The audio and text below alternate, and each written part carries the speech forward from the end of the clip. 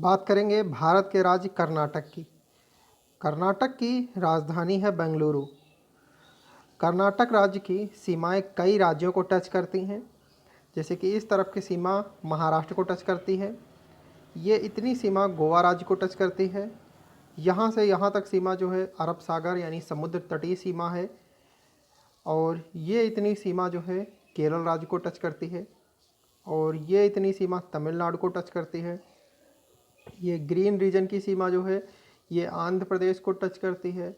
और ये जो है सीमा ये तेलंगाना राज्य को टच करती है। तो कर्नाटक एक बहुत ही इम्पोर्टेंट जो है स्टेट है भारत का। कर्नाटक की राजधानी है बेंगलुरु। कर्नाटक में लोकसभा सीटों की संख्या 28 यानी 28 है। कर्नाटक में राज्यसभा सीटों की संख्या है 12 यानी 12। 12 है राज्यसभा सीटें और लोकसभा की हैं 28 सीटें। कर्नाटक में विधानसभा सीटों की संख्या है 224। कर्नाटक में जो है विधान परिषद भी है और इस विधान परिषद में कुल 75 सीटें हैं। कर्नाटक की कुछ महत्वपूर्ण नदियां हैं, जैसे कि कृष्णा, कावेरी, भीमा, घाट प्रवाह, तुंगभद्रा और सरस्वती। ये कर्नाटक की प्रमुख नदियां हैं। कर्नाटक राज्य की प्रमुख जनजाति हैं बांदीपुरम और नागरहोल। ये दो जो हैं कर्नाटक राज्य की महत्वपूर्ण जनजातियां हैं। कर्नाटक का गांधी सदाशिव राव को कहा जाता है। कर्नाटक की प्रथम मुख्यमंत्री केसी रेड्डी थे।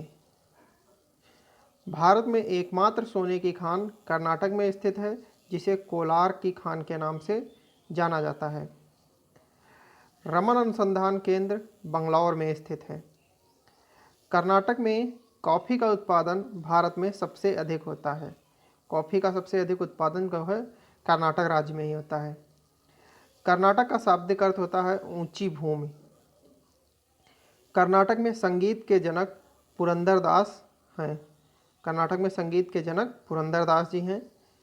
एशिया की पहली जल विद्युत परियोजना जो है 1992 ईस्वी में शिव समुद्र के नाम से कर्नाटक में स्थापित की गई थी।